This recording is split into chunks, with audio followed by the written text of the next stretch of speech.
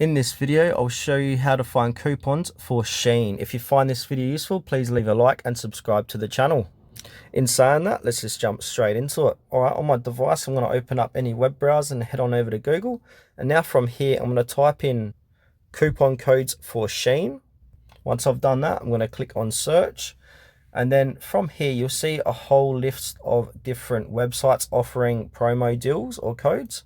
So you've got Real Tell Me Not, Worth a Penny, We Thrift It, etc. So for this one, I'm going to use We Thrift It because I find this works best for Shein. So I'm going to click onto We Thrift It, 25% off in June. I'm making this video in June. All right, now I'm on We Thrift It. As you can see, there's all different coupon codes you can use. So you got 25% off, 15% off, etc. And you can even click on show history of the coupon code too.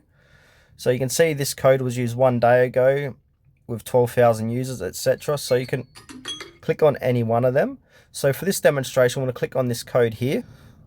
Click on copy code. Now this code is copied to my clipboard, and then at the checkout section of Shein, paste that code in to receive your discount.